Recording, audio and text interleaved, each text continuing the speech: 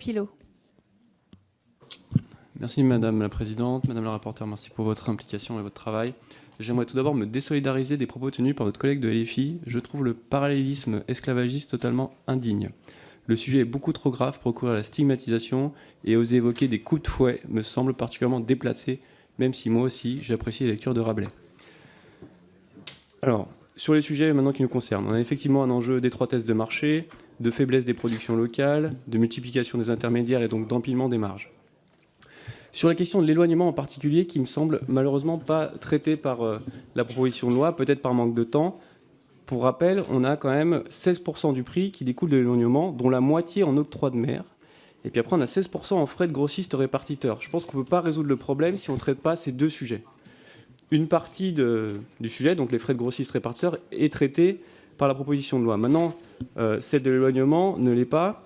Et l'octroi de mer en particulier pèse sur les produits à faible valeur ajoutée, puisque tout frais compris, fret, octroi de mer, transport local, le prix de la bouteille d'eau minérale est multiplié par 4 typiquement, contre 1,3 pour le champagne. C'est pas moi qui le dis, c'est l'autorité de la concurrence. Et ça pose un problème vraiment structurel, puisque tous les produits à faible valeur ajoutée sont extrêmement affectés par cet éloignement, et notamment par l'octroi de mer, qui pose à mon sens un gros problème, puisqu'on ne peut pas avoir deux objectifs avec un seul outil. L'octroi de mer a le premier objectif qui est d'assurer des finances pour les collectivités locales, et le deuxième qui est de permettre une substitution de produits étrangers à l'outre-mer à des produits locaux. Très bien, mais sauf que ça ne marche pas très bien, et la conséquence, c'est que le financement de la collectivité repose sur le consommateur et contribue à augmenter le prix des produits par une forme de super TVA. Donc il me semble que, ou alors je ne comprends pas trop, mais je pense qu'on a un enjeu ici qui est quand même fondamental. Surtout, ça pèse souvent, j'ai regardé l'octroi de mer dans certains cas, ça pèse sur des produits qui n'ont aucun substitut local. Vous allez payer l'octroi de mer sur des voitures.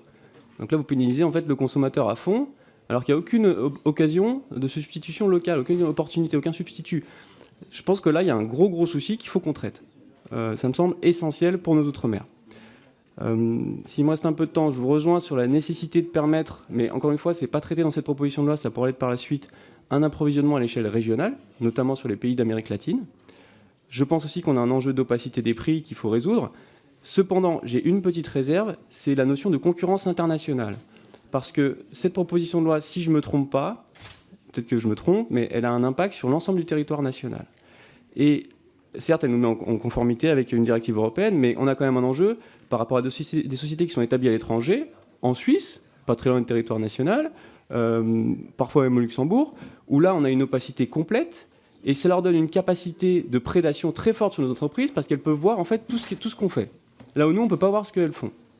Donc moi j'ai cet enjeu, autant je rejoins la nécessité de dépôt qui est fondamentale, parce que ça donne au pouvoir public des moyens, autant la publicité est plus problématique.